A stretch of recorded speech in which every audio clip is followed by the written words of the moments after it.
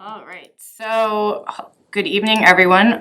Welcome to a special select board meeting this Tuesday, January 31st. The subject this evening is the Lake Boon Dam Rehabilitation Project. I want to just set a couple of expectations for the meeting. This is a special select board meeting.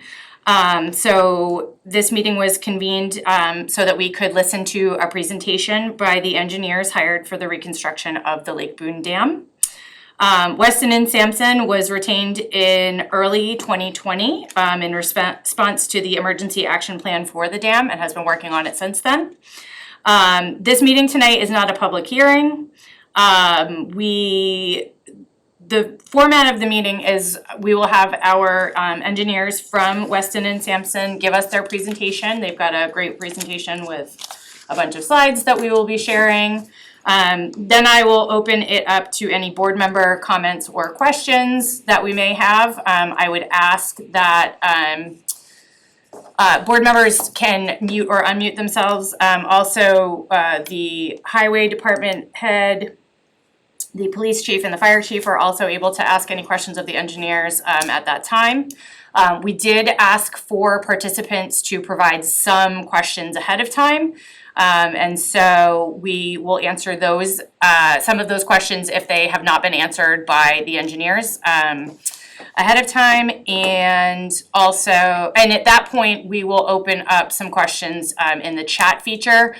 We had hoped to have the Q&A feature enabled. It's looking like it's not where we want it to be this evening. So I would just ask folks to put stuff into the chat feature with that caveat that anything that gets put in the chat feature is also public record.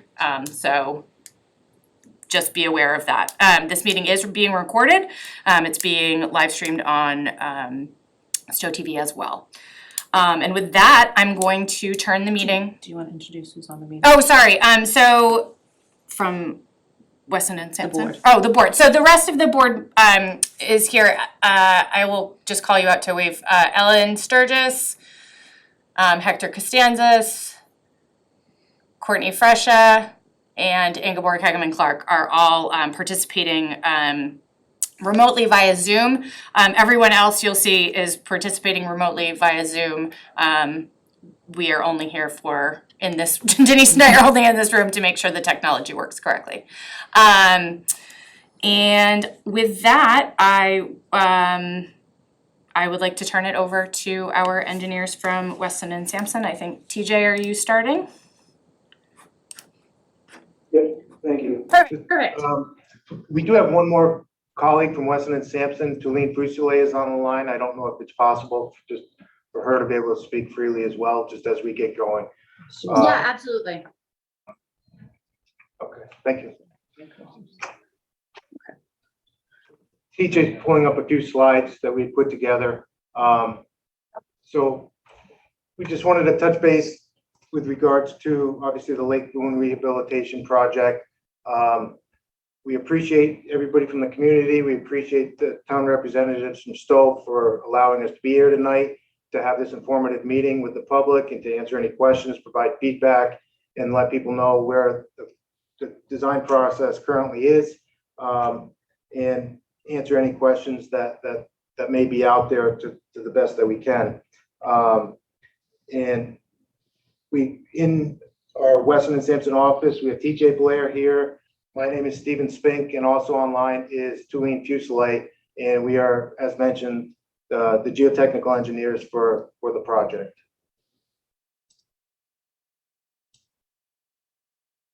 And just briefly, some of the things we want to touch on and just topics we'll cover tonight. We want to give a brief background and history of the dam. We all know the community is very familiar with the components of the dam in the background. So we'll go through those topics fairly quickly. We'll give an update on the current project status, including the planned design components that are currently incorporated into the preliminary design, and respond to questions and comments. So as mentioned, just in terms of history of the dam it was constructed in the 1870s. It's considered by The Office of Dam Safety, which is a Massachusetts regulatory agency, has a large size structure with a significant hazard classification. The height of the dam is approximately 12 feet with a length of approximately 540 feet. Based on the classification and the size of the impoundment that the dam is withholding, the design flood for the structure, which we'll be talking about tonight, is the 500-year return period storm event. On your screen as well is just a copy of the certificate of non-compliance. That's the certificate that was received by the town of Stowe with regards to the condition of Lake Boon Dam. When a dam is rated in poor condition, a certificate of non-compliance in order to repair, replace, or breach the dam is given by the Office of Dam Safety, which comes from the Massachusetts DCR office. This is just an illustrative cross-section of Lake Boon Dam that we just wanted to show, just to go over some terminology that we'll be using tonight, and just to highlight a few things. When we speak of the dam from a geotechnical and engineering perspective, we're not only talking about the spillway structure itself, where the water is obviously leaving Lake Boon Dam and exiting into Bailey's Brook. We're also considering the entire embankment portion of that dam to be part of the structure and part of the area that needs to be rehabilitated and reviewed as part of the inspections that were done and as part of the analyses that are completed as part of the design process. So Lake Boon Dam on the upstream side obviously is the impoundment side of the structure. On the downstream side is where we have our embankment slope, and the toe of the embankment, what we refer to is that interface between the embankment portion and basically more or less level ground at the bottom of that embankment slope where it transitions. Lake Boon is constructed on top of glacial outwash deposits. So the base of Lake Boon consists of more or less natural pervious sand and gravel deposits. The embankment itself was built up in the 1870s with pervious embankment fill consisting predominantly of loose to medium dense sands and gravel type of material to build up the current elevations of the embankment dam. Obviously on top of the embankment is Barton Road, and that obviously poses some additional considerations for us as part of the dam process, but that is located along the crest of the dam, as you know. Some of the deficiencies that were identified in the previous inspections and which led to the notification of non-compliance are overly steep slopes on the upstream and downstream slopes, seepage through the embankment, spillway is in disrepair. We have some photos of the existing spillway that we'll show in a few minutes. Embankment instability in terms of just superficial sloughing and kind of sliding type failures due to the steepness of the slopes. Over vegetation, as you can see in one of the photos on the top there. And in addition to just vegetation, also tree growth at the bottom of the dam at the toe, and inadequate spillway capacity based on the design flood event. As mentioned, the spillway needs to be designed for the 500-year storm event. And currently the existing spillway doesn't have the capacity to handle that storm event, nor does it have what we refer to as a low-level outlet, which is essentially a inlet pipe at a lower elevation on the bottom of the impoundment, which has a valve that can be operated. Basically, it allows emergency release of impoundment waters if it needed to be activated to allow for additional capacity for an incoming storm, to allow for dewatering of the impoundment for whatever reason, for maintenance, that type of thing. A dam of this size should have a low-level outlet in accordance with the Office of Dam Safety regulations. That currently is not in existence at Lake Boon Dam. There were historically previously attempted repairs at the dam, as many of you in the public, I'm sure, are aware of. In 1999, there were limited repairs to the dam that were completed, but but as we go through what's incorporated into the current design, you'll see there weren't any structural or hydrologic upgrades incorporated at that time. So that means there weren't changes to the spillway configuration. There weren't modifications that allowed additional flow capacity, that type of thing. It was more superficial modifications and repairs to the dam, non-structural modifications to the dam. So those were effective for obviously 20 plus years, but now at this time, it's imperative that there are additional modifications and repairs so that nobody wants to be here 20 years from now making additional repairs. There are additional components that we'll talk about and address that need upgrade and modification that we have included in our design. And one of the deficiencies that we certainly wanted to highlight, just because it's in recent memory as well, and the issue that it caused, was in 2021. This is a view of the existing spillway outlet structure, which is a combination of the corrugated metal pipe at the top of the photo and then the concrete trench spillway, the box culvert spillway there. And in the corner, that's where the void was discovered in the summer of 2021 when we had the emergency response due to the sinkhole that had developed there, the loss of ground. I know many people remember the repairs that went into that with the highway department, the emergency response services, ourselves, and a number of people. So certainly this is another component as to why more significant repairs and modifications to the dam structure are considered prudent. There's much more now as opposed to structural type of repairs than just regrading, modifications of slopes, that type of thing. It's definitely apparent that more significant repairs are required. So to follow up, the Office of Dam Safety issued their notice of non-compliance in 2017.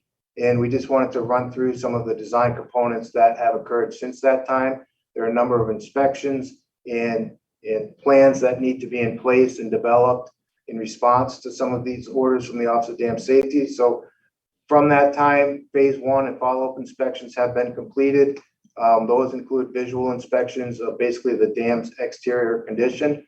We also do follow-up inspections on a regular basis as well to check the interior of the existing spillway. We did a phase 2 inspection in 2018, which is a more involved investigation process, which includes subsurface borings that were completed along the crest of the dam from Barton Road. There's a slope stability analysis that's part of that required design process, which evaluates the potential of sliding of the downstream slopes based on their existing angle and slope conditions, depending on how steep they are, and loading from traffic loading. And it also included some conceptual design concept development. And then in 2019, there was an emergency action plan developed. That document evaluates downstream impacts to communities. Should there be a dam failure or release of water from Lake Boon, that evaluates based on the design storm, how high waters will increase downstream of Lake Boon should there be a failure. So that document has been developed. It is in place. That was used during the August 2021 event for that condition. In addition, there has been preparation of preliminary design plans. That's part of what the phase we're currently at. And we've had preliminary meetings with the Conservation Commission just to explain the project. There are informal meetings, but due to the size and scope of the project, and it's actually developed and changed some since 2021 because of the spillway failure as well. We had some preliminary meetings with Conservation Commission as well to get their feedback, some preliminary comments that we could incorporate into the design going forward as a consideration for that. And then we have had previous informal meetings with the public. The last one, I believe, was towards the end of September of last year, September 28th, I believe, of 2022. And so that's kind of a quick summary of the background and how we've gotten to this point. This part of the presentation is intended to give an additional status update, but also provide some of the construction components and begin to explain how we see this construction being phased and moving things forward. So the design process consists of many components, certainly. We've completed the preliminary site investigations and the analyses like has been mentioned. We've done the slope stability analysis. We've done grant applications on the behalf of the town of Stowe. A grant application was filed for the construction repairs of Lake Boon Dam. And we're happy to note the town was successful in receipt of a grant in the amount of $1 million towards construction of a portion of the repairs that we'll be talking about tonight. There's also been consideration of design alternatives from our end in terms of different options to improve stability and performance of the dam in the future. In those we can go through and explain how we've arrived at the recommendations that we're presenting here this evening. And with that, we prepared a preliminary design of dam safety improvements in the plans that have been distributed. And right now we're working towards the next phase of work is getting these plans to a point where they can be submitted for environmental permitting. There are a number of agencies that need to review these plans, state, local, federal agencies that will be reviewing these plans. So now is really a very good time to be getting feedback and input from the public. We wanted to get to a point where we have a set of plans that can be reviewed and discussed and commented on.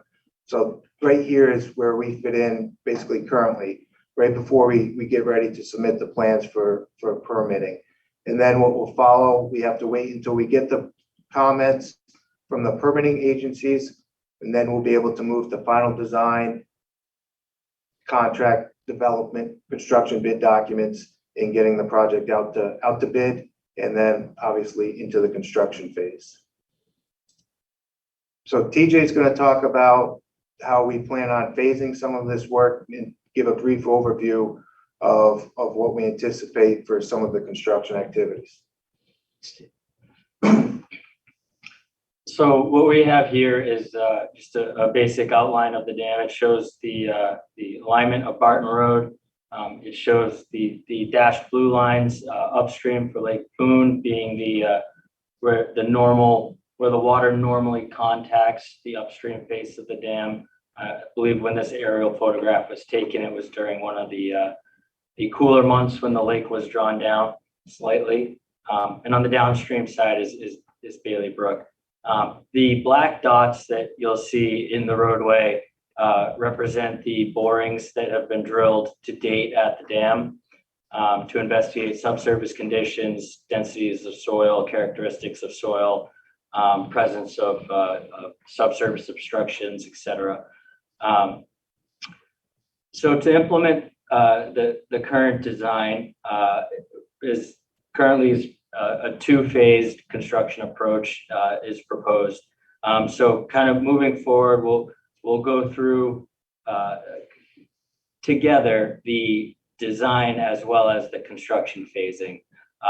So to begin, phase one would initiate with the installation of approximately 490 feet of interlocking steel sheet piling to form a continuous, essentially watertight barrier through the upstream side of the embankment.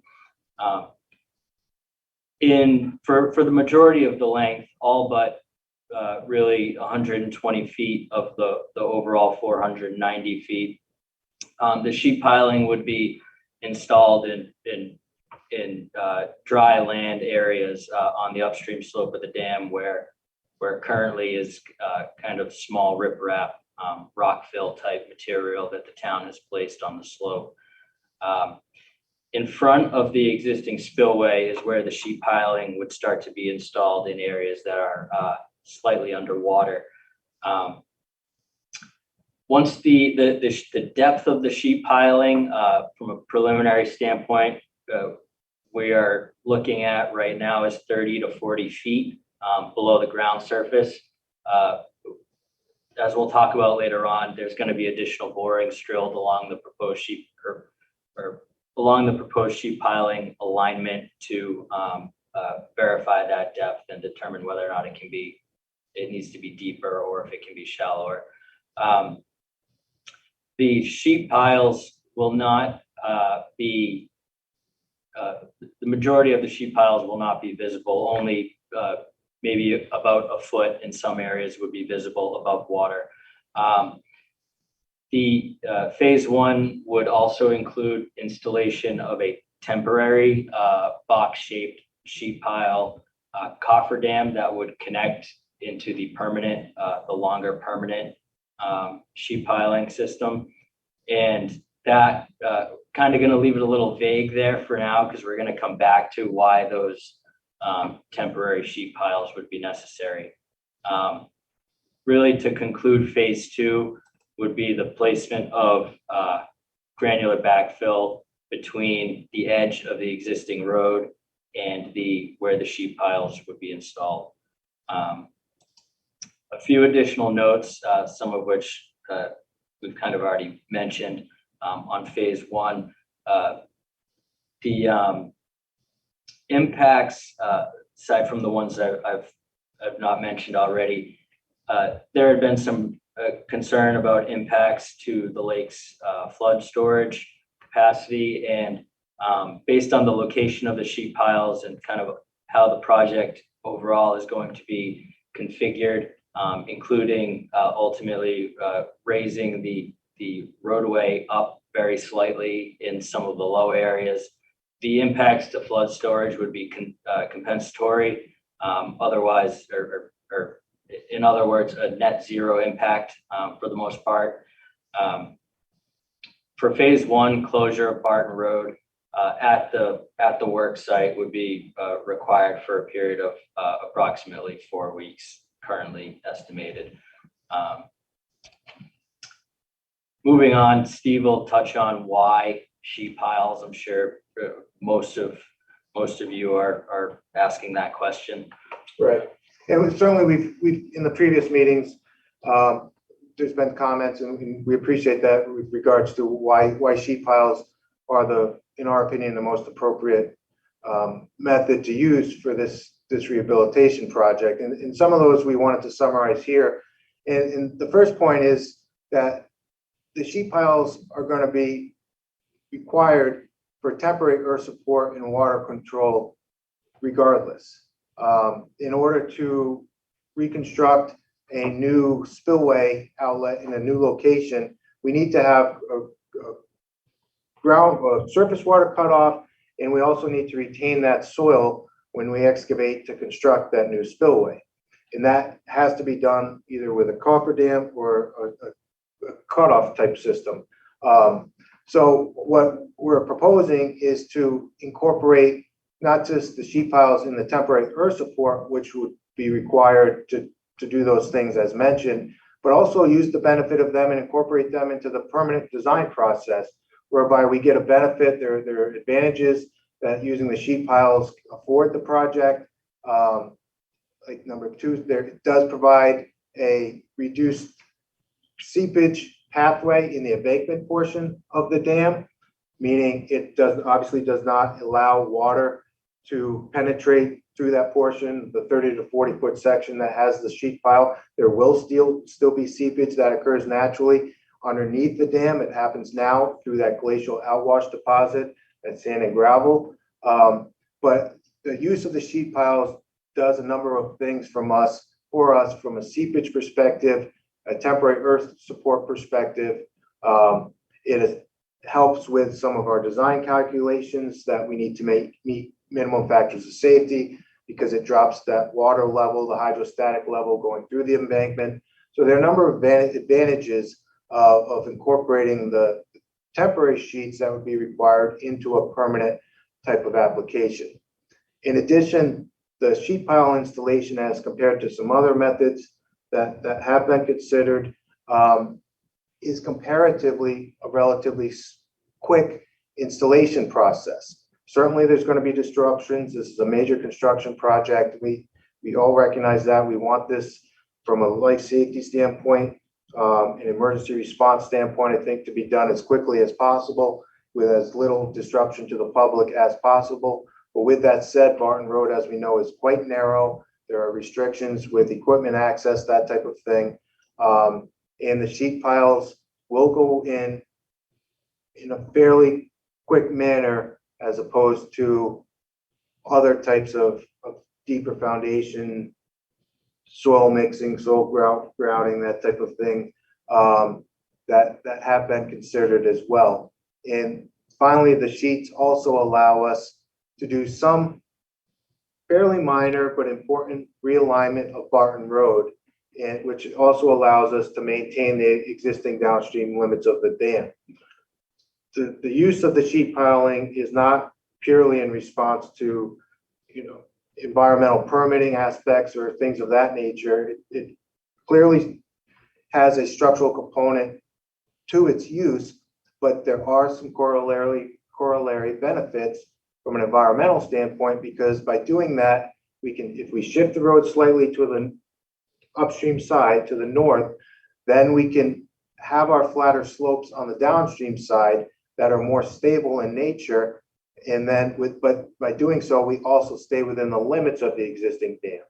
So we get a benefit from a stability standpoint with flatter slopes, and we don't encroach more downstream in wetland areas that are currently existing. Other considerations, though, that have been brought up and have been considered with sheet piling, there is vibration considerations, noise considerations, and the potential for obstructions. Vibrations are typically dealt with, and would be here in this case for this project, with pre-construction surveys of nearby residences within a certain radius of the dam and where this construction activity would be occurring.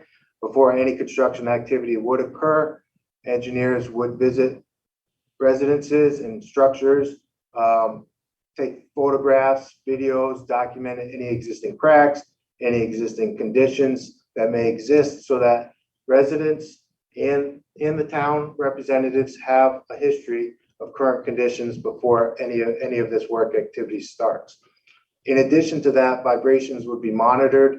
Seismographs would be installed to monitor vibrations. There would be an instrumentation program as part of this project, so that vibrations would be monitored continuously during sheet pile installation, to make sure that if there are any exceedances or any levels that could be potentially detrimental to any nearby structures, which is very unlikely, that would be monitored, activities could be ceased, and mitigation measures and alternatives to reduce those impacts would be implemented.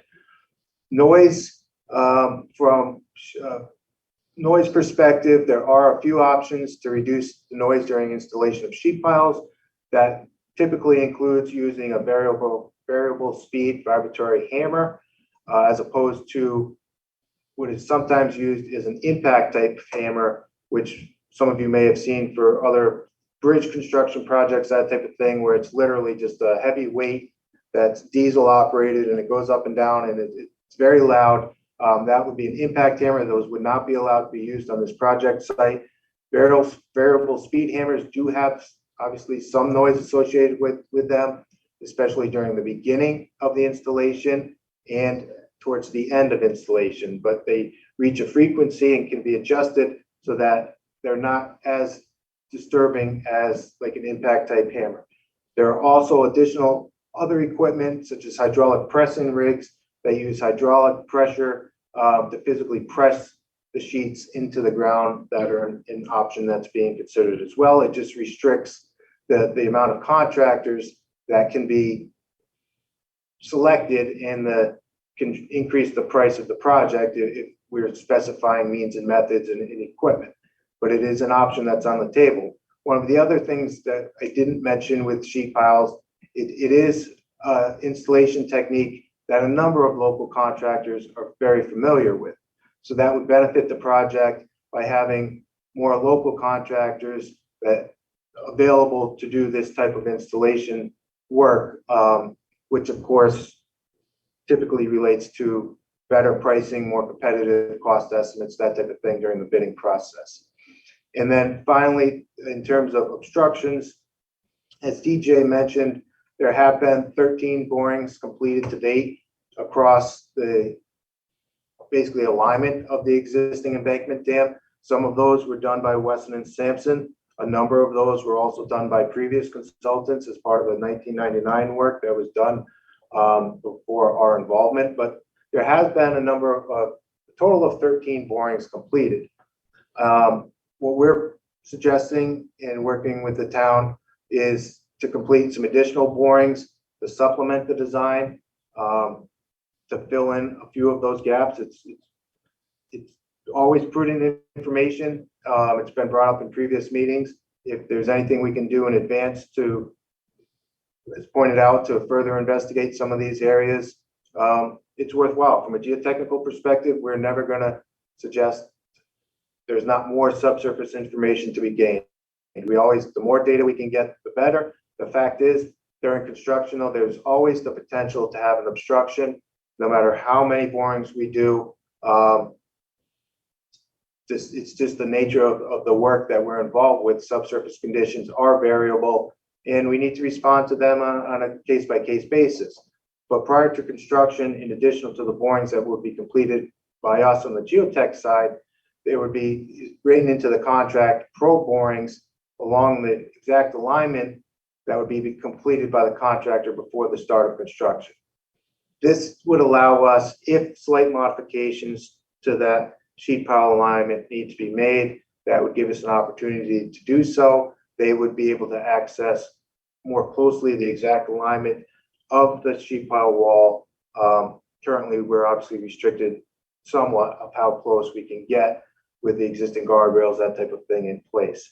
If obstructions are encountered during sheet piling installation, it would depend, the response mitigating measure would depend on their depth and where it's located with regards to the alignment along the dam. And they would perhaps, if the obstruction were deep enough, the obstruction may be able to be left in place, or if not, the sheet piling alignment may need to be modified on a case-by-case basis. It's just a nature of pile installation in general. We'll have done a number of borings. You do the best you can to delineate subsurface conditions, and then you mitigate any obstructions that you may encounter. We do want to point out this photo in the upper right of that slide is a very good example that we wanted to include and share with the public this evening, just in terms of, this was a project Weston and Sampson was involved with. It's a sheet pile installation along obviously railroad track alignment, and behind the workers there's a canal there, and there is an existing steep slope and a retaining wall that's located obviously in very, very close proximity to the existing railroad tracks, to that canal. And sheet piles were able to be installed, in this case, literally within inches of the existing railroad tracks. And railroad companies have very, very stringent requirements for settlement tolerances, vibrations. So certainly train activity was closed during this time, but the point is, their sheet pile installation, although there are certain considerations, it's not uncommon practice by any means to use these, certainly in waterfront applications, in areas where vibrations, settlement, those types of considerations are a concern. What we do anticipate during sheet pile installation, you're only installing very short sections of the wall at a time.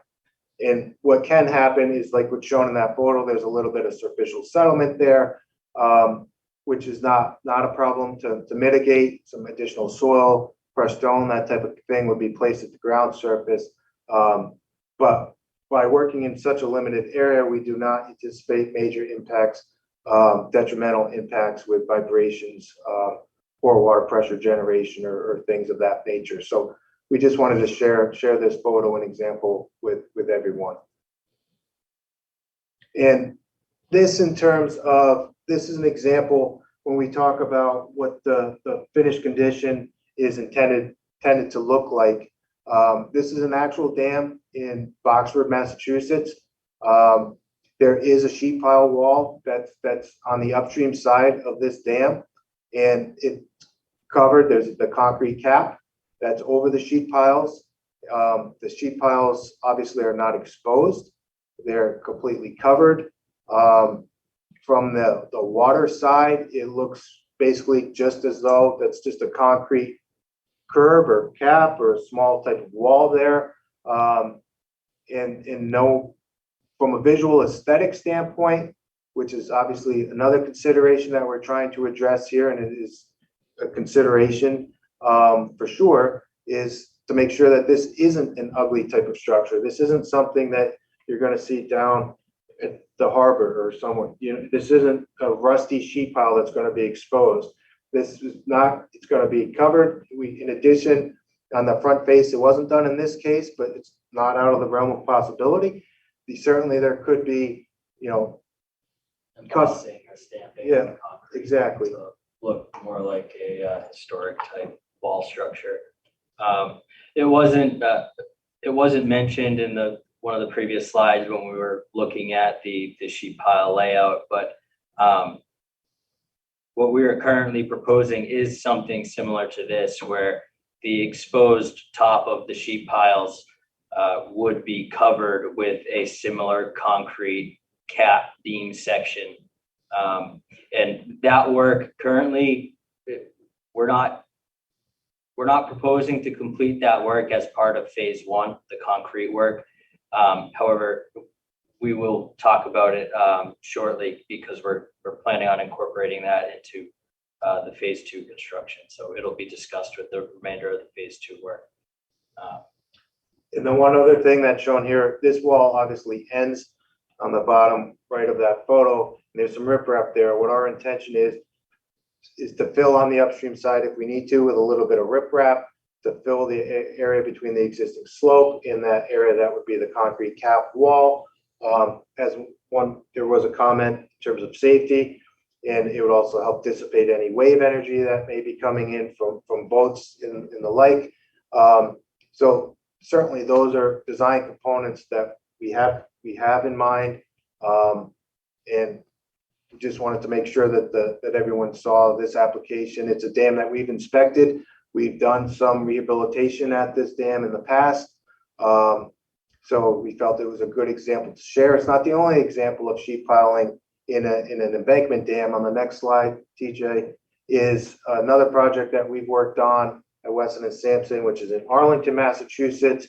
And looking at this slide, this was done for a little bit different overall purpose. There's a sheet pile wall right where the arrow is pointing to, again with a concrete cap. It looks basically just like an exposed concrete curb, but below that concrete curb is sheet piling that extends down to improve the stability of the embankment. This project specifically was done because there was a concern with regards to the tree growth, and it allowed the tree growth to remain in this instance. But again, from the surface, you wouldn't know they're you there. have no idea You have that no idea. that the sheets are there beneath your feet. And at Lake Boon Dam, the finished condition would be somewhere between what is shown here, which Weston and Sampson designed, and here, which Weston and Sampson did not. This was done many years ago, the sheet piling section.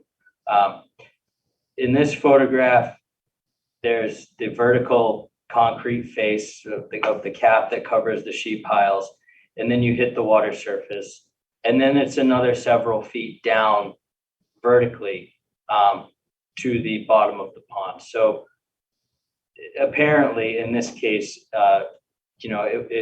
it wouldn't seem sensible to place riprap to fill riprap up against the face of this wall section, because it would require a considerable volume of riprap to do that, to bring it up to be exposed and visible above water. And then you are getting into filling in and potentially losing lake flood storage. At Lake Boon Dam, along the majority of the sheet piling, as mentioned, would be installed in areas that are normally dry based on the normal elevation of the lake surface.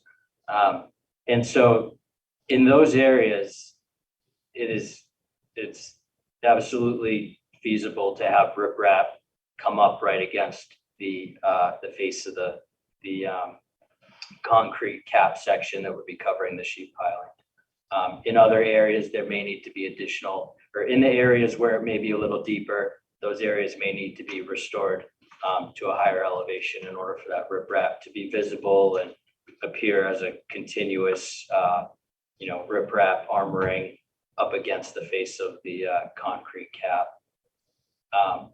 So moving on to what we're calling phase 2 of the overall plan. What's shown here is essentially where we left off with phase 1. We have a permanent sheet pile barrier installed into the upstream side of the dam, located upstream of the existing spillway. During installation in phase 1, there would be the section in front of the spillway would be notched out to the existing width of the spillway, so that outflow could be maintained during phase 1 and between phase 1 and phase 2, as well as during phase 2. So there wouldn't be an impact on, there wouldn't be a need to bypass water over the sheet piling. There would be a notch removed from the sheet piling, but they would all be installed at once so that it would be a continuous barrier with no joints or no openings in that barrier. But we have the temporary sheet pile enclosure cofferdam that we mentioned, which we'll jump into right now as why that was needed. So to begin, phase 2 would be the dewatering of the cofferdam enclosure area. So that would require pumping, but dewatering, drying that area out, making it stable for construction, and the construction of a new spillway intake structure. We'll go into the details, or at least some of the details about that structure. That's been designed up from a preliminary standpoint so far. We'll go into those details in a little while, but it would begin with the dewatering and the construction of that new intake structure. That would be followed by the connection of a new spillway culvert that would be installed through the embankment, and the construction of a discharge head wall, one to retain the downstream slope above that head wall, and to protect that whole toe area from erosion that would otherwise occur as water exits the new spillway. While all this is being constructed, water would be routed through the existing spillway as normal. So the existing spillway would be being used essentially as the construction bypass system for the majority of the phase 2 work. Once with the exception of the small section of the wing wall there that might impinge on the outflow, once the spillway, the new spillway and culvert and head wall system are constructed, the existing spillway would be decommissioned. It would be removed in its entirety. All of the concrete components in that area would be cleaned up and backfilled with compacted granular fill. And then the temporary sheet piles would be removed, and the new spillway would be operational and able to discharge water just as the existing spillway does currently. Phase 2 would then commence with the regrading of really the entire embankment. The existing footprint of the embankment would effectively remain the same. The downstream slope of the dam would be flattened from its overly steep current slope now to a 3 horizontal to 1 vertical grade. It would be seeded, allowing grass to come through, and it would be a very modest slope, a very maintainable slope. So the highway department would be able to access the slope with ordinary mowers. It would be easier to keep from kind of getting out of control with overgrowth of vegetation, woody vegetation, which is problematic for embankment dams. As you'll also note, relative to the kind of the grayish shading of the existing roadway, the proposed roadway has a shift in the alignment, notably at the kind of the center there where the existing curve is greatest. The proposed roadway alignment would essentially follow the alignment of the proposed sheet piling alignment, and the top of the sheet piling would be capped with that concrete section as we've discussed, and that concrete section would really, in the context of a roadway, it would appear as a concrete curb. When viewed from the road, it would appear as a concrete curb. There would be guardrail installed on both sides, and we'll get into some of the questions that have been asked about guardrails. When viewed from the upstream side or from the lake side, there would be very little, if any, steel exposed, perhaps during really low water conditions.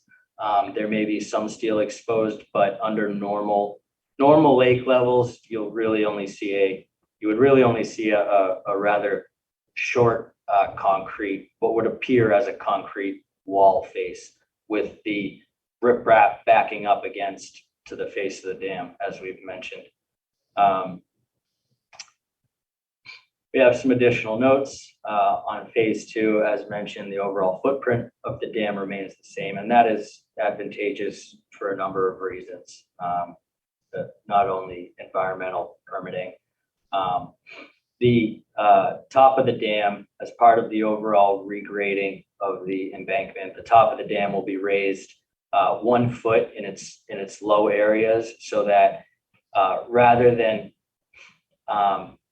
in terms of elevation, rather than sagging as it comes into the spillway culvert as it currently does, it'll be raised and maintained to a flat elevation, 1 elevation across the top of the dam.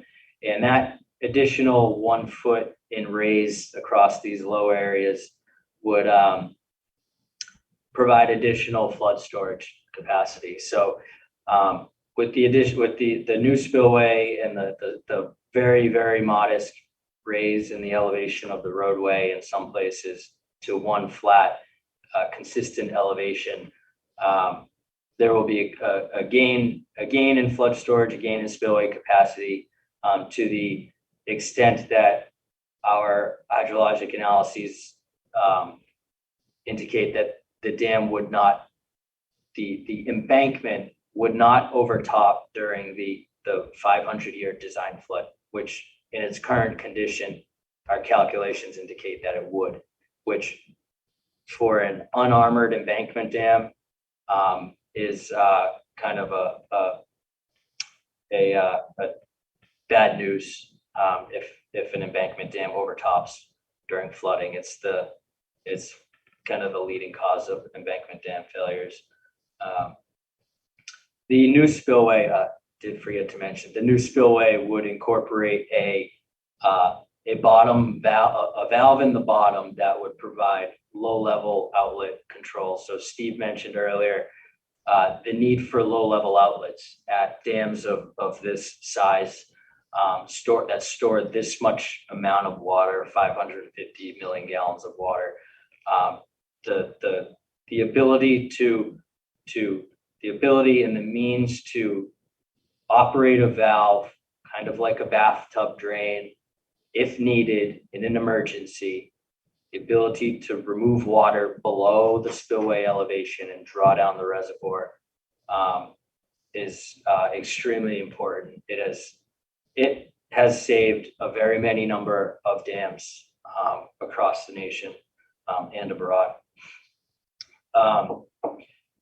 Phase 2 will also include the installation of site safety features, signs in addition to guardrails, and water safety devices. That would be something that would be discussed with the town as to what would be beneficial at this site.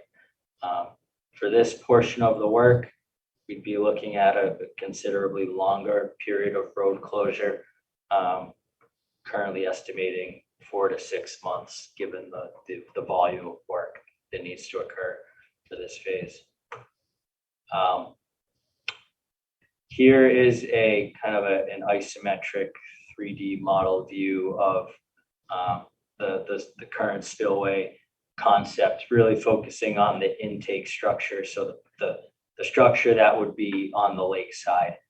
You can kind of see the tail end of it being the culvert section that would go under the roadway through the embankment onto the discharge and downstream to Bailey's Brook. There's quite a bit to this structure. It's so we'll just take a minute to kind of go over the functions. Maybe I can turn on a pointer here, maybe not.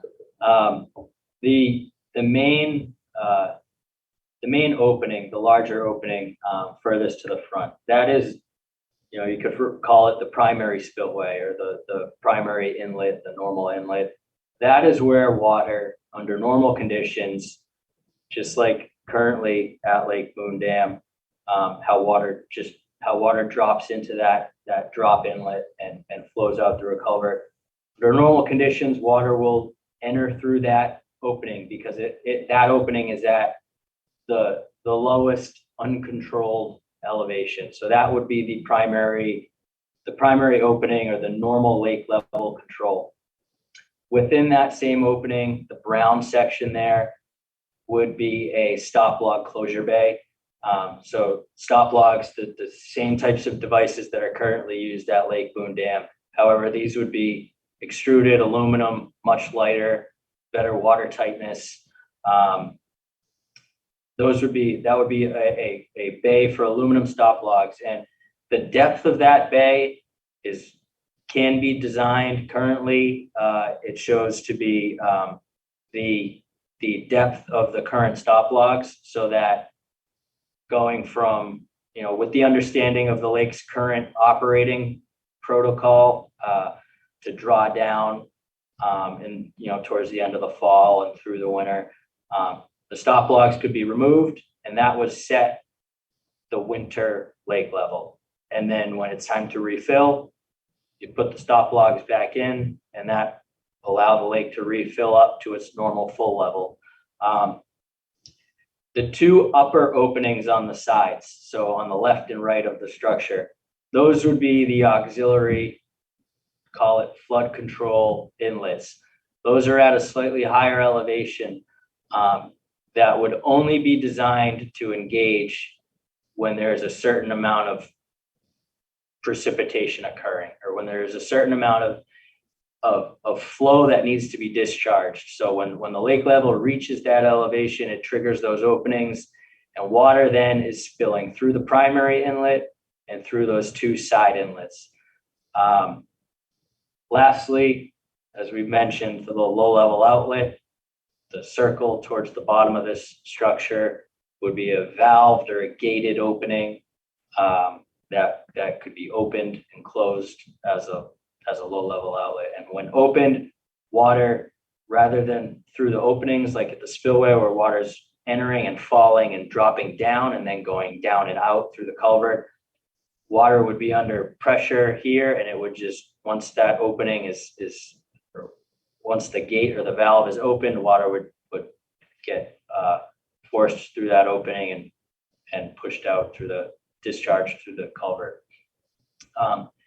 This system increases the outflow capacity with the different stages of inlets, as well as inclusion of the bottom valve for the low level outlet. Greater flexibility for lake level control. As mentioned, the stop log bay could be deepened if there's a desire to look at having a deeper drawdown during the winter. I believe that was mentioned in some of the questions that we received, that can be deepened. That opening can be deepened. It maintains the current operating procedures with that stop log bay, and the elevation of the primary inlet will be the same elevation that the current spillway overflows at. So there won't be a change to the normal lake level. It is a major structural improvement. The existing spillway, as Steve showed earlier, is in significant disrepair. We really don't know what is under that spillway. We suspect voids under that spillway. We know that there's been obvious disintegration of the concrete, especially in that area where the large kind of basketball-sized void was observed. So this is a major structural improvement. Energy dissipation would be provided where the culvert would outlet to Bailey's Brook. Baffles the amount of energy dissipation would be determined, but it could include baffles, combination of baffles and riprap, or perhaps riprap alone would be sufficient in this case, because for the spillway, as water falls to the bottom of this structure before it starts to leave out through the culvert, energy is dissipated as water makes that free fall. So the details of the energy dissipation would be evaluated. But we also do have that discharge head wall that was shown that would protect the toe of the embankment from any back eddying or scour, and as well as ice action that might want to kind of chew away at the toe of the embankment. Here we have a photograph just trying to show you all what a 3 horizontal to 1 vertical grassed, well-maintained downstream slope looks like. There's a little bit of riprap along the toe of this slope here. You may be able to faintly see it, but it's a easy slope to walk on. It's easy to mow, generally preferable, and it's a much stabler slope. One of the other items that was, certainly there were a few comments that we've taken a look at. The current guardrail system at the dam along Barton Road is obviously the timber guardrail system. Currently, those guardrails do not meet current safety standards.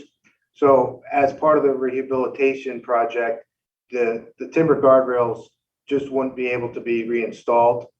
This is a roadway type structure. We have used timber guardrails in dam rehabilitation projects in areas where it's more of a parking area, but not where it's a throughway traffic for vehicles.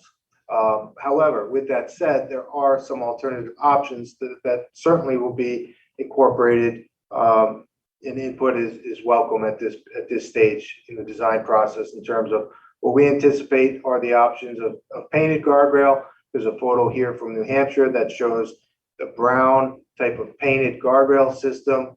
There's also the potential of using perhaps a weathering steel option, which also provides that patina, that weathered type of look. but there are some corrosion considerations with that. That weathering steel is being used less and less by especially agencies in the North New England area. But painted guardrail is certainly still an option, and we're open to those types of things. So we just wanted to touch on from an aesthetics point of view. We recognize the fact that timber guardrail is preferred. There are options that we would be including in the design as things move forward. As we've mentioned, these two phases of construction obviously have significant impacts. The existing roadway width is quite narrow. It's only 16 feet wide. That does not allow construction equipment to safely operate from the crest of the dam in an efficient manner to get this work done as quickly as possible. So what we do envision is partial closures, as we've mentioned, during the different phases. Phase one, we would be limiting the truck traffic access from the north only, from Sudbury Road onto Barton Road. Traffic would not be allowed to route around Pine Point. So that would be restricted in phase one. In phase two, the contractor currently would be responsible to establish a staging area. They would have to obtain a piece of property, rent a piece of property nearby to the dam. There's just, as everybody knows and is aware, very, very limited areas to be stockpiling material, equipment, those types of things. And we have done that on projects in the past where we have limited access, is that the contractor will establish, it's part of the contract documents, that they will develop and establish their laydown area to facilitate this work. Prior to any of these road closures or anything of that nature, public notifications, sign postings, all of that would be coordinated with our traffic engineers, certainly the emergency response personnel from the town of Stowe, and notifications would be sent to all the abutters. We do have a preliminary plan that shows the bypass traffic route that we would envision here. It shows some of the basic signages. I know it's too small to read on this slide, but certainly there would be additional traffic control plans that would be developed as part of the design that goes out to bid. But certainly we understand traffic routing and considerations are a major concern, and rightly so, for the community that need to be addressed. And then the next slide, TJ, has, in terms of phase one, what we anticipate is with the sheet pile installation, there would obviously be sheet pile equipment required to install the sheeting, but we would not be doing anything in terms of extensive earthwork activities as compared to phase two, which, as TJ mentioned, includes regrading the downstream slope, the new spillway installation, excavation, backfill, etc. So there would be much more earthwork activity and much more truck traffic in phase two of the project.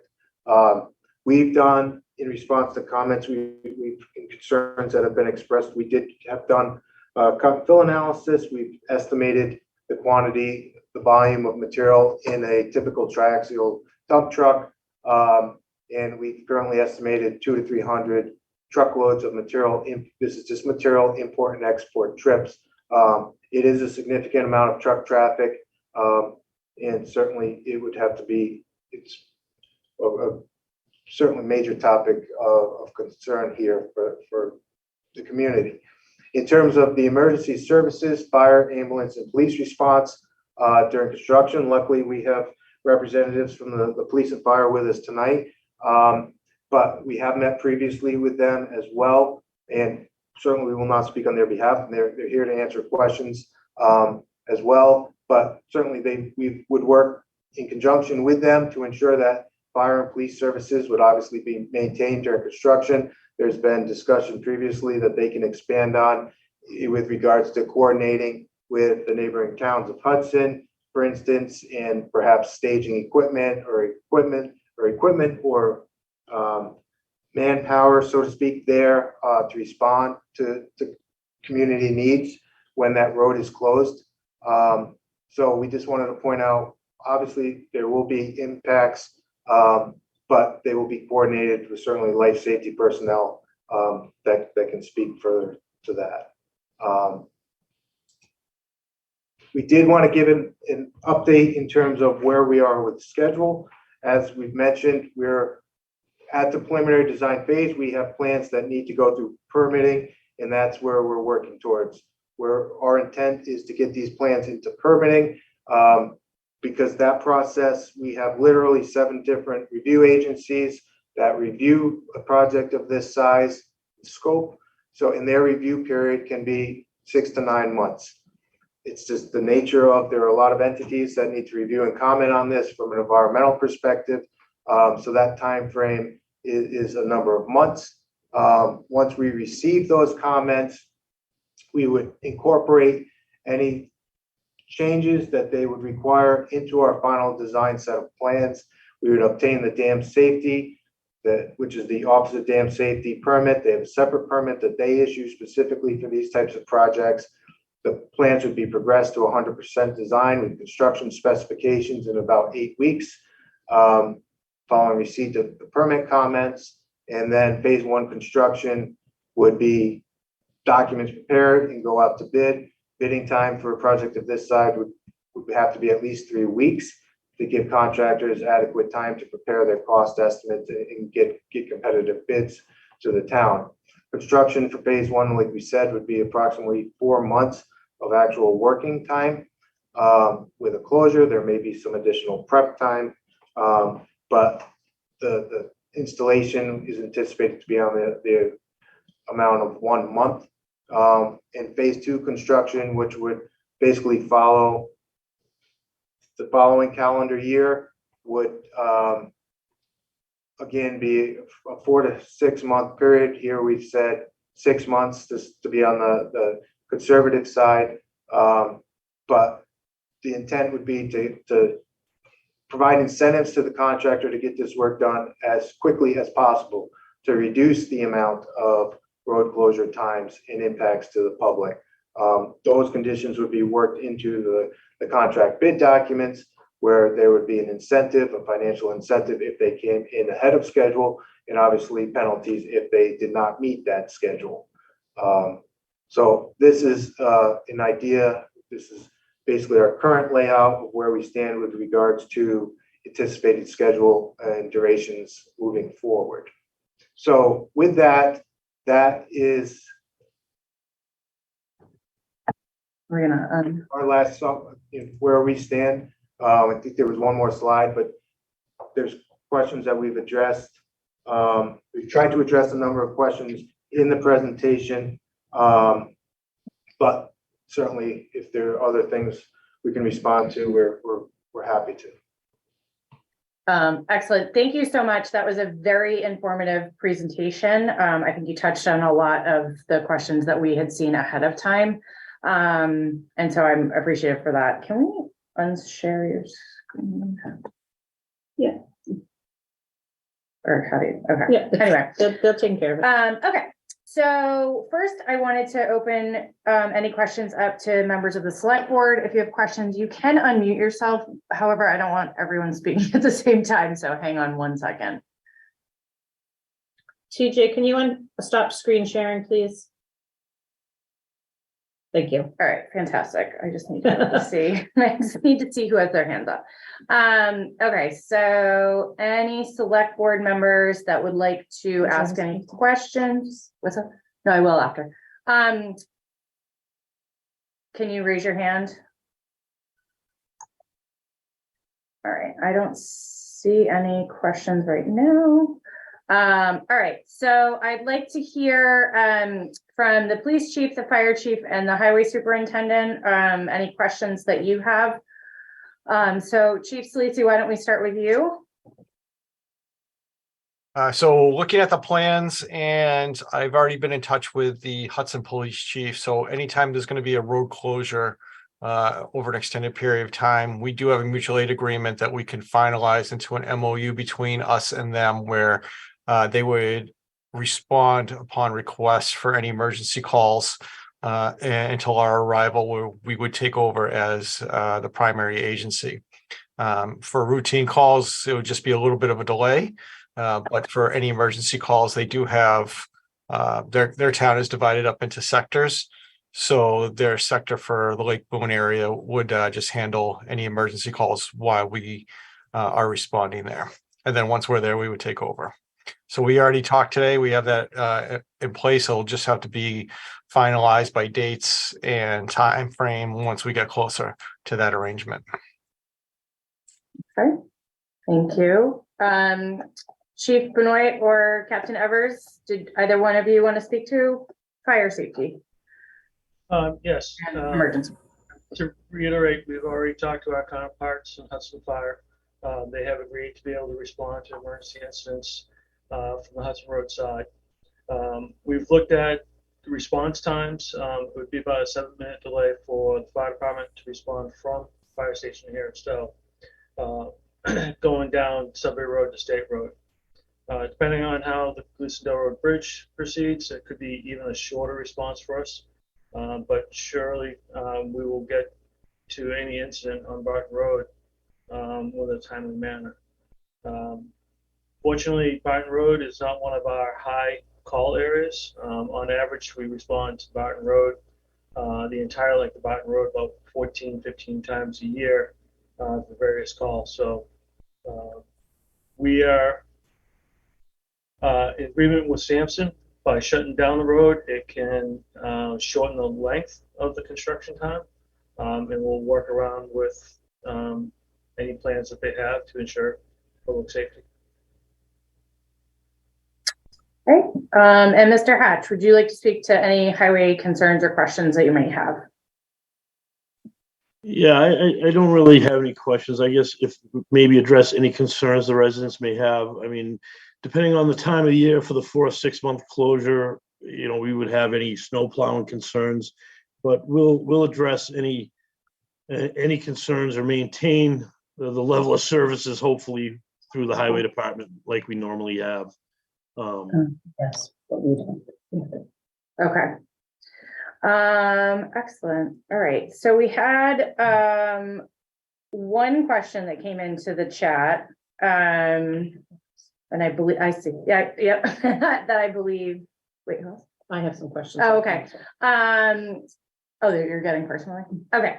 So there was a question about what the sheet pilings will look like from both the lake and Barton Road. This is for Weston and Sampson. I believe that you have addressed that. The idea, and stop me if I'm wrong, but the idea is that there would be some kind of a concrete cap on the metal in the design. Yes. Can you hear me? Steve or TJ?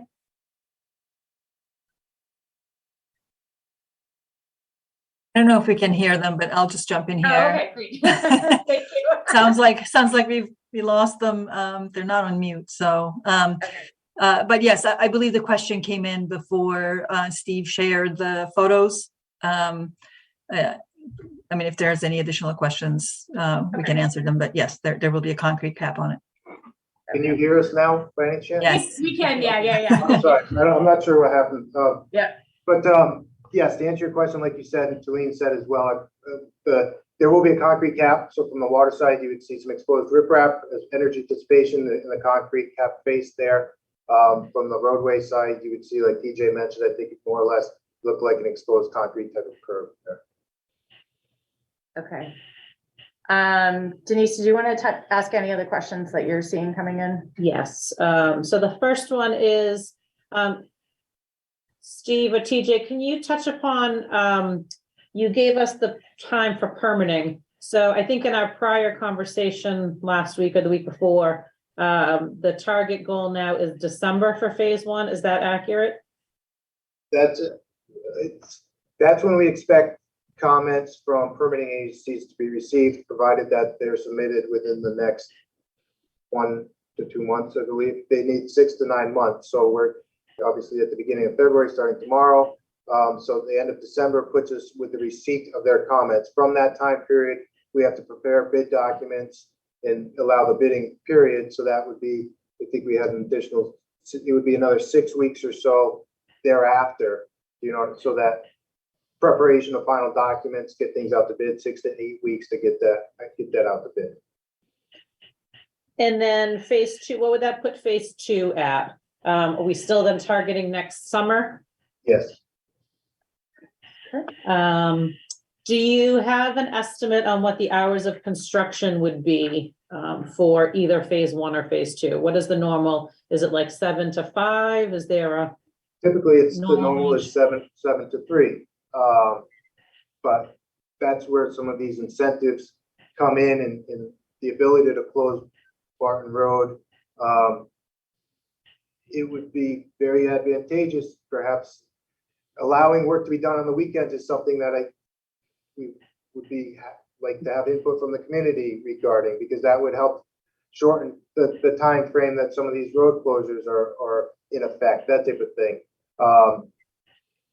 The normal hours would be 7 to 3, Monday through Friday, but any additional time could be a savings and benefit to the community.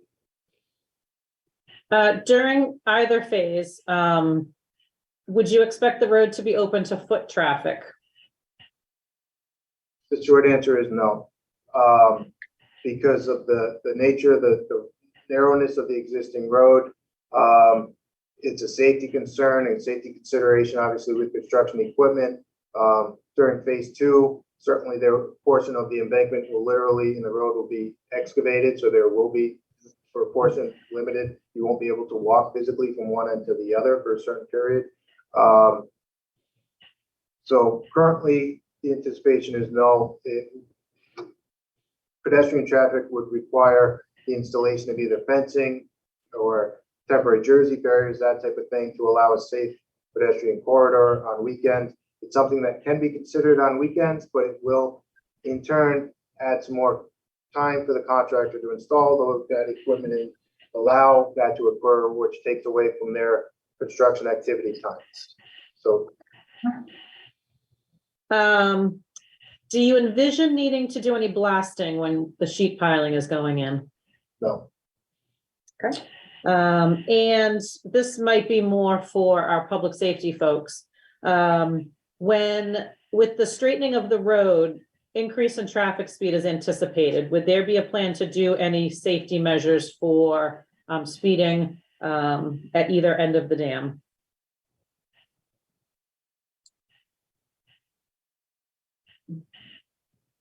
As to, I'm trying to understand, like, are we putting in any sort of speed calming? You know, I didn't see anything in the plans for any traffic calming devices. Was There's that, not, like there- speed bumps, that type of thing? No, there currently are not. there's nothing. Okay, so we would have to reevaluate at that time when it goes in to see what it looks like, and then you know, look at what we can do within the existing roadway to what that road can what we can do to keep cars slow on that road. I know that's a complaint on Barton Road as it is now. Right. Thanks. Do you envision having to impact lake or boat activities during either phase? The intent of using the sheet piling is to basically maintain the Lake Boon water levels at their normal operating level, you know, their normal operating pool elevations. There will need to be, certainly we don't want boat traffic and community representatives come up in their boat over in the construction area. There will be a boom that, you know, is spread across that area that restricts boat access, that type of thing. But in terms of changing water levels, that's one of the benefits of trying to use the sheet pile system. TJ. There had been a question about will the first cove or the first basin be cut off? That would not be necessary. Like Steve said, there would be a boom of some sort or some sort of exclusion zone, but that would be it would be close to the work area, close to the dam. There wouldn't be any restrictions that the construction would impose on boat traffic within the first basin. Yeah, so, Ellen, I see that you have your hand up. Yeah, sorry, I don't have great coverage, so I'm not using the camera. I'm just wondering, and this is totally sort of more for maybe Denise, given what you were just talking about, the timing, will this go to town meeting for bonding next year? Is that, I mean, I'm just wondering how we're gonna, I know we got $1 million, that's a good start, but just wondering, when we're gonna have to make any financial decisions as a town. My guess right now is the fall. We are still getting estimates, we don't have a final cost yet, and we're still planning to apply for the second year of the grant.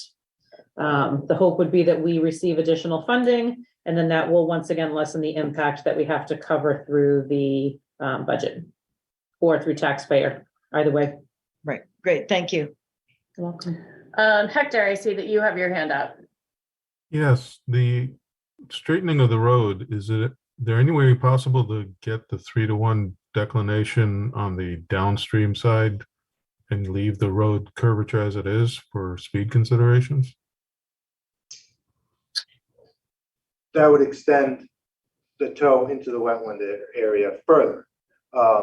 It's a consideration, it's a potential. It would just be a balance with that environmental component. So we could modify Won't be able to be the permitted. extents that extend into the wetlands. That is an option. Would that change the cost or the schedule at all? It would have permanent impacts. I It can. will have, obviously. We won't speak for the the Stowe Conservation Commission, but they've been very, very nice to work with. So far, Steve mentioned we had a couple meetings with them, and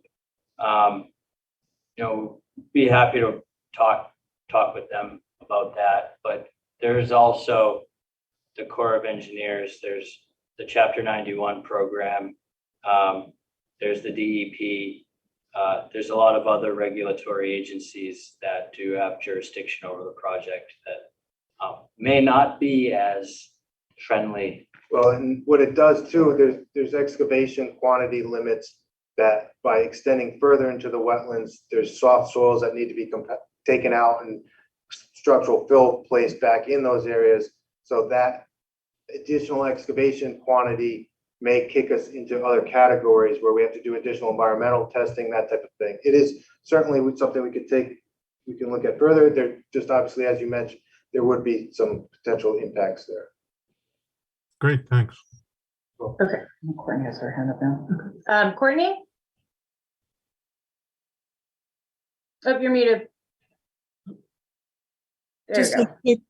quick question of clarification. In the work area, you said that there'd be some kind of a boom that would be close to the dam while the work is occurring.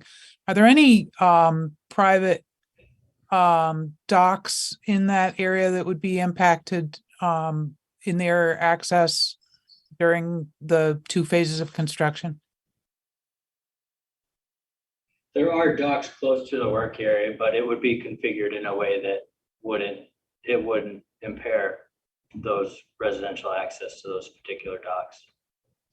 Great, thanks. All right, Denise, more questions. Yeah, so one question came in about the deliveries, and whether or not we will have police details present. I think we're still working on the specifics of deliveries, but Chief, you can chime in on your thoughts with details and a police presence when things are being dropped off. So we'd have to talk to the construction company and to see like what material is going to be dropped off. If it was a small 6-wheel truck, then probably like just a dump truck, probably not. If it was going to be a large construction or a large 18-wheeler that needed to go down with lots of traffic that needed to be diverted, or something that we needed to look at, then yeah, absolutely, we would have to be down there.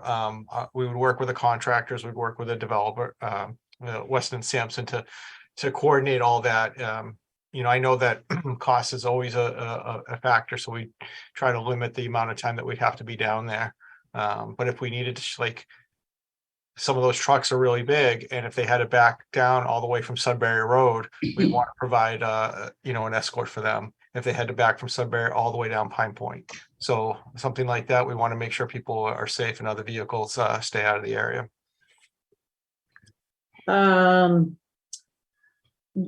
Last time there was construction on the dam, a no wake zone was put into effect for the cove. Do you envision that we would do that again? Maybe for a very small. It would, like TJ's saying, if it would be a very limited time frame if needed. I mean, the a wake isn't going to impact the sheet pile installation per se. There will be some regrading in front of the sheets that may need to occur, but we don't currently anticipate that to be a major restriction. During the previous repairs included the kind of the partial installation of a upstream geomembrane liner, which is currently covered. And that liner is on the actual sloping part of the upstream embankment that descends down underwater. So it would be understandable that a no wake zone was put into place for that specific part of the work, because that was occurring very, very close to the water and actually underwater. But this is, the nature of this construction is quite a bit different, so wouldn't necessarily. Thank you. I know you mentioned that the overall footprint of the dam will remain the same. Is there any thought on parking restrictions on the new dam? Would we need to put in parking restrictions on the new dam? I mean, when we talk about the widening, just the realignment, we're talking about a really modest widening of the road. It's really 1 foot on each side of the existing roadway, so it's not a significant increase in width. So it's not as though this would provide some additional safety to pedestrians, and we think it's worthwhile just based on how tight the existing roadway is currently, but it wouldn't provide enough room to park a vehicle, say, and still have 2 travel lanes. So no, there wouldn't be parking allowed on the dam. So as far as parking goes, right now that's regulated by our bylaw, our traffic rules, and there's a restriction from, I think it's like 400 and something feet south of Pine Point Road, down Barton Road over the dam. So any sort of parking is already regulated, so it wouldn't be allowed anyway. Yeah, there are no parking signs installed at each end of the dam, and those would be replenished as part of the kind of the closeout process for the ensuring necessary signage is in place in specific areas for both vehicle users as well as recreationists from the land and from the water. Can you, I know you've touched on this already, but we're still getting questions in about the metal guardrail. Can you just go over that again, and why we cannot keep a wooden guardrail when the dam is reconstructed, please? Sure. So based on, we do have traffic engineers that we work with. They're obviously not on the call this evening, but the timber guardrails, from what we've been told and what we've dealt with on other projects, don't meet current impact safety standards. So when modifications are made to a dam, we just did this on another project where there was timber guardrail lining an existing roadway on top of the dam. When you make improvements to that, when that material is removed, you can't just put it back. We had to put back a metal type of guardrail system that meets current design impact standards. And I can actually echo that. We are dealing with the Box Mill Bridge that affects all of 2 properties in town, and they are requiring, DOT is requiring a metal guardrail. It is a very small area exposed over the stream, and they will not allow, actually in a front yard, will no longer allow a wooden guardrail there either. They are requiring the metal guardrails in accordance with DOT standards.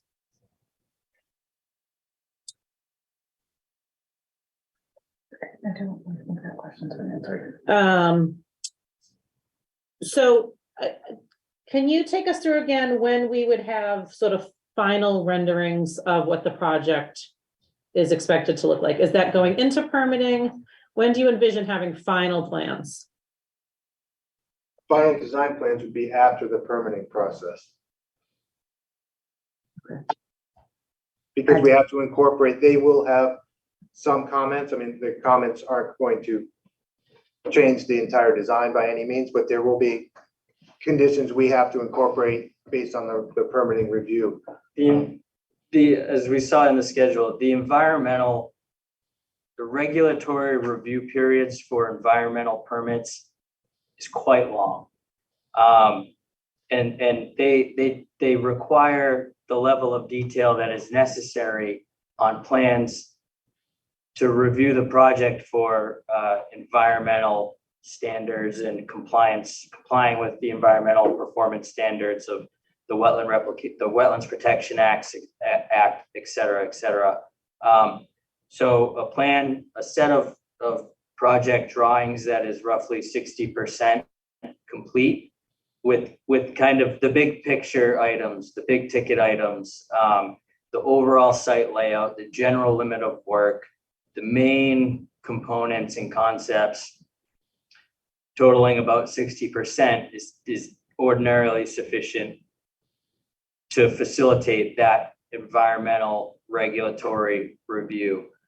And that's generally where we're at now.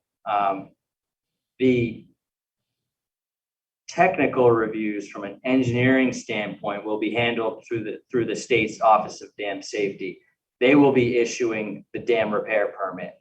That's where the drawings, they need to be like 99% complete, along with technical specifications, detailed project descriptions, and the works.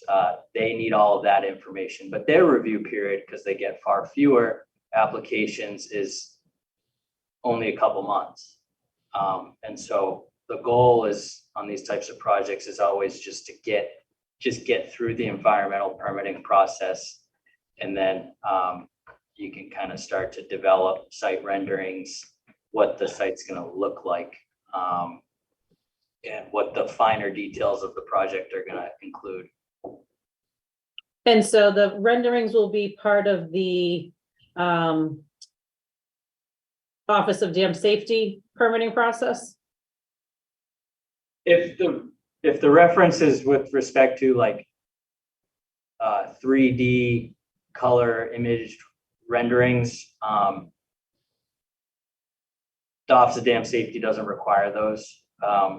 That would probably be something we discuss with you, Denise, development of renderings, but those could realistically be done at kind of any point, given that we have a general design laid out to date. We have landscape architects as well, that renderings typically aren't part of our design package for permitting and that alike, for the bid package, obviously. There are renderings that our colleagues could develop if that's something that the town would like to pursue as well, just to give a better idea of. Yeah. Okay.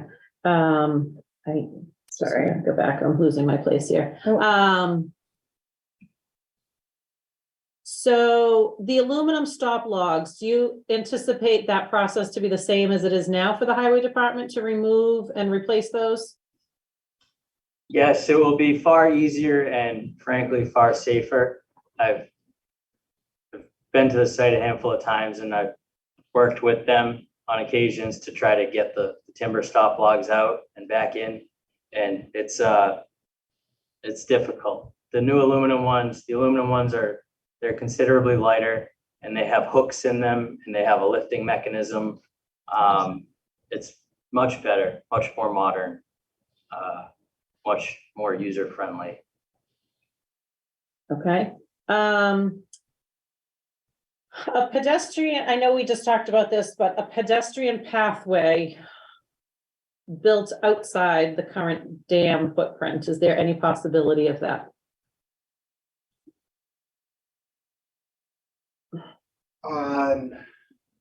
There's a possibility. There's always, certainly there's possibilities for anything.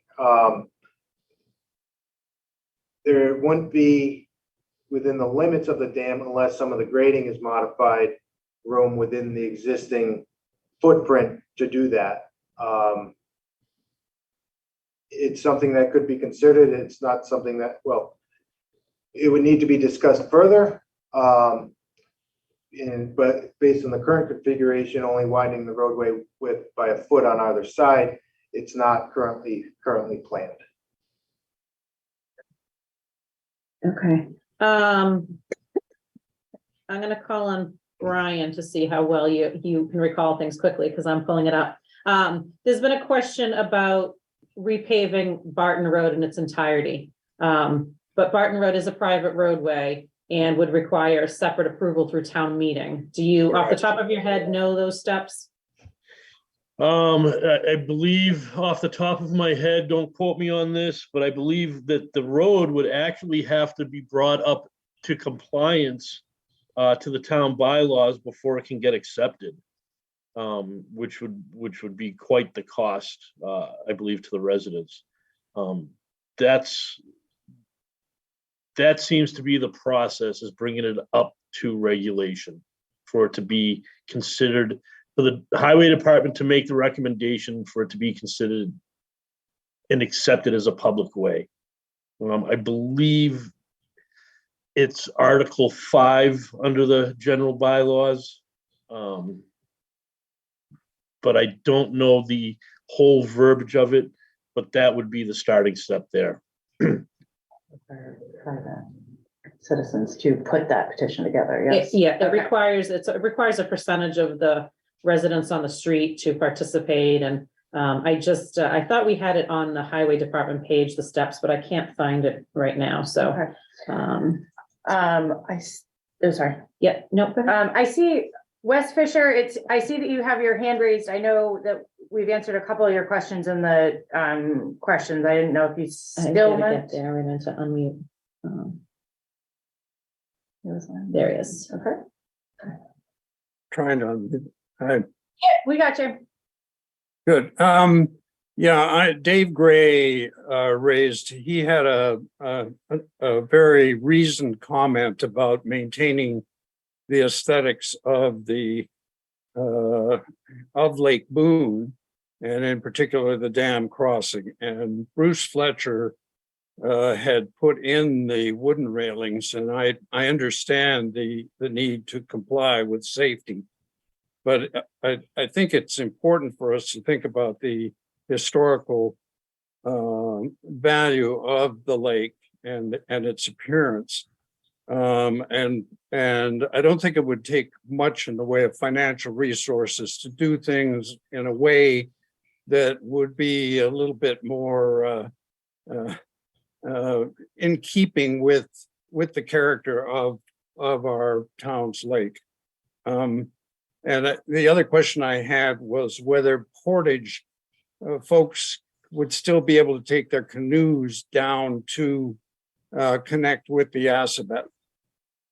That's it. Thanks. Yep. Portage wise, it would likely, on the downstream slope, it would be a flatter slope. It would be easier to walk down. There shouldn't be a change, Portage wise. Right.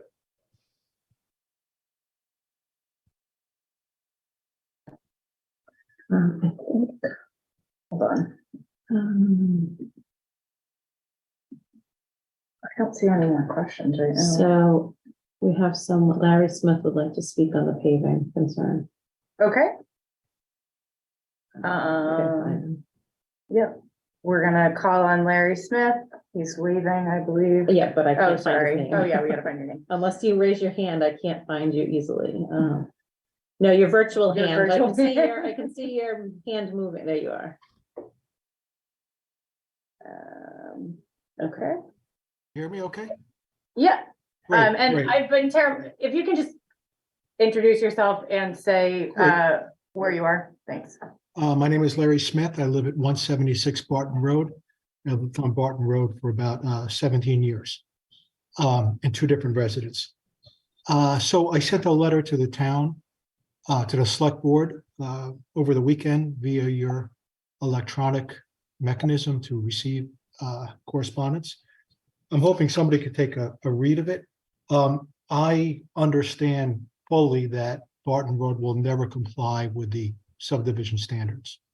That'll never be the case. There's not the room, it can't be reconfigured. My comment, well, first of all, a question, are the trucks any of the equipment for the dam rehabilitation going to come down from Hudson down Barton Road to the dam project. It was only mentioned coming off of Sudbury Road during the presentation, which, by the way, the presentation was wonderful. Thank you, the team at Weston and Sampson. Thank you. What we had mentioned in the presentation was phase 1 would be limited to come down from the north.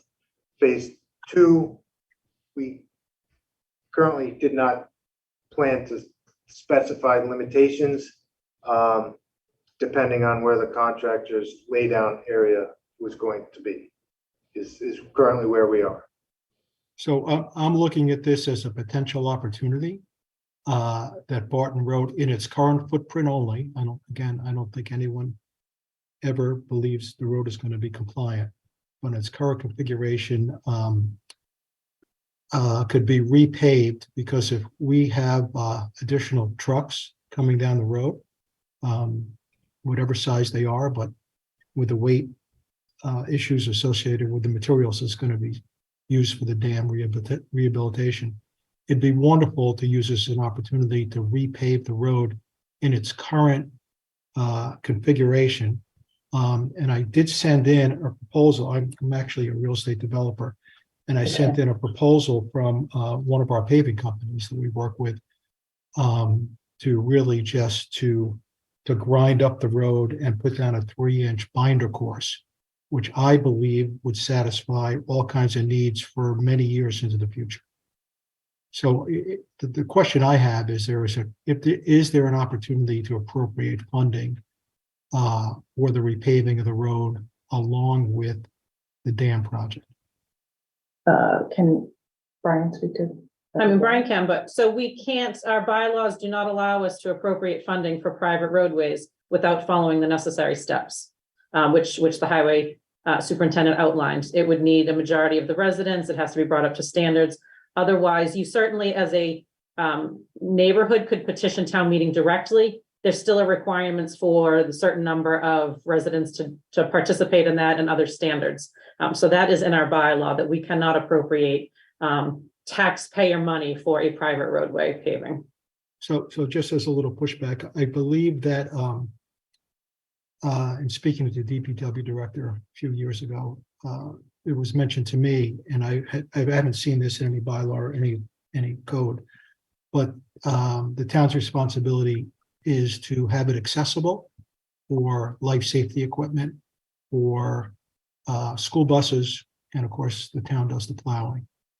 I believe that any additional degradation to the roadway via the construction project will probably maybe tip it over the edge where that will no longer be passable, or if it is passable, there'll be damage to vehicles.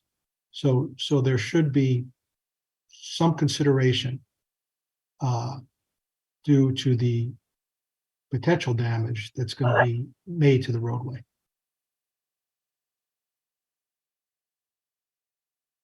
If I may, I Please. think that might be something that might be a stipulation in the permits with the contractor. If that potential was to happen, not necessarily that it would. I don't know if Weston, if TJ or Stephen can answer this. With the permits, they might be able to put a stipulation in there that any damages done to the road beyond the extent that it is now would have to be repaired by the contractor. That can be incorporated into the contract documents, as you're suggesting, I think. And also, as we plan on doing, these would be separate contracts, obviously, because they're at separate time periods. So in phase 1, as we're saying, in the contract documents, it would be stipulated that construction access has to come from the north side from Sudbury Road. And that very well may be something that we need to incorporate into phase 2 as we get closer to that portion of it. That can be incorporated into the design documents to make it clear that the truck access has to come from that side. Well, any repair done by the general contractor will be a Band-Aid to the overall problem. And I think, the Band-Aids are applied many times of the year by the highway department staff, who does a great job when they come out here, by the way. But the work that is done is not doesn't last long. So I'm putting that out now. If there's, we could continue talking about it in the future. I understand the stance by the town, but if there was any way to find an appropriation to get that done because or related to the damage that's going to be done by the large scale trucks coming down that road would be helpful. Thank you. Okay. What else do we have?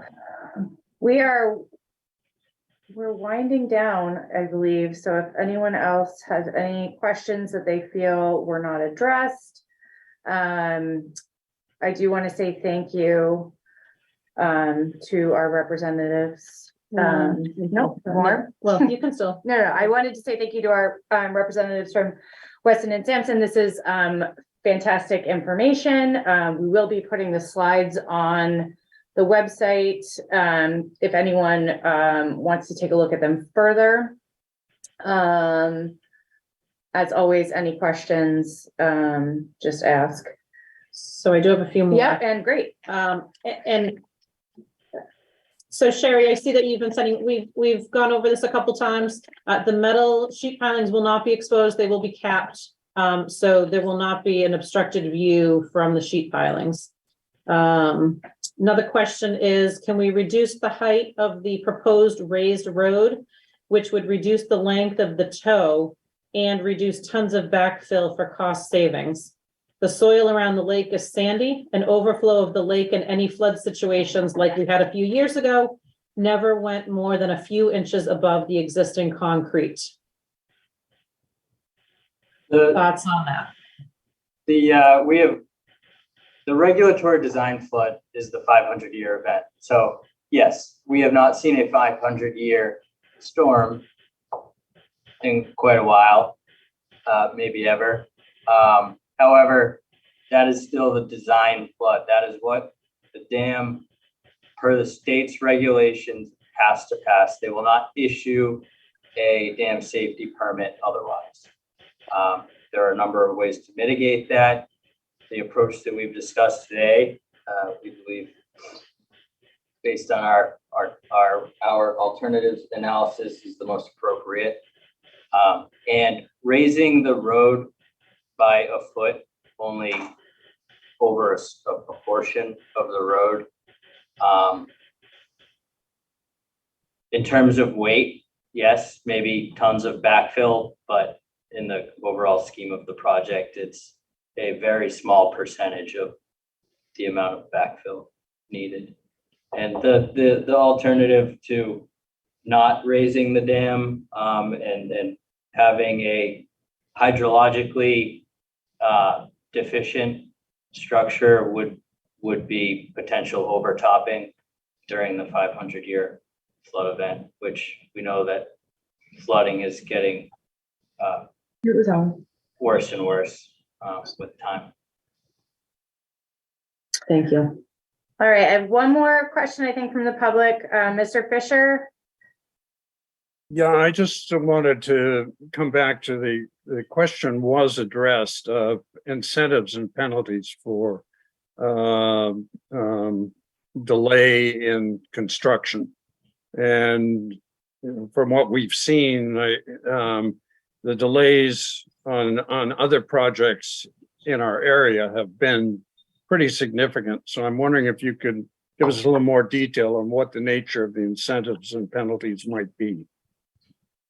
The incentives and penalties get worked in on the contract documents, and the way we typically handle it is we have our cost estimate of the cost per day, so to speak. If it's police details, if it's equipment, we take the total contract value and we calculate how much of that would be allocated on a per day type of basis. And then, like I said, it's literally worked into the contract documents that are part of the agreement for the contractor for the project.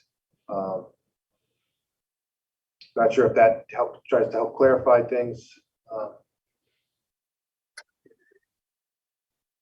I think that's great.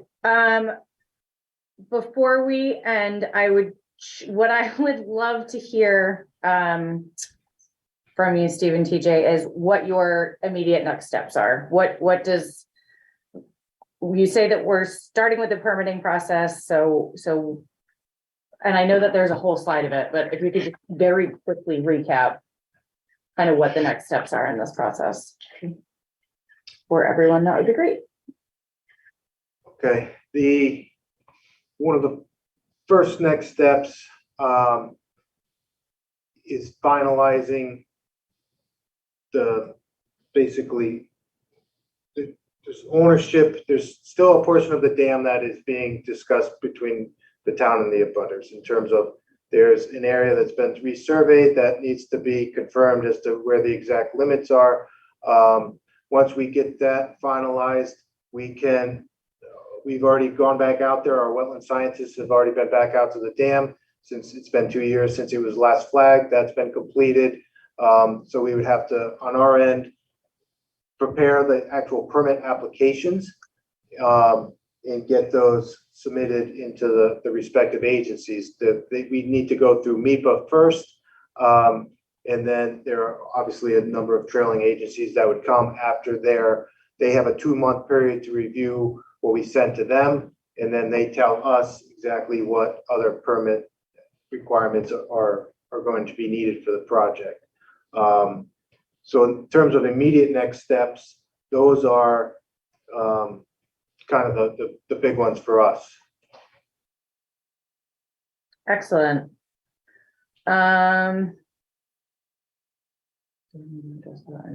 Okay.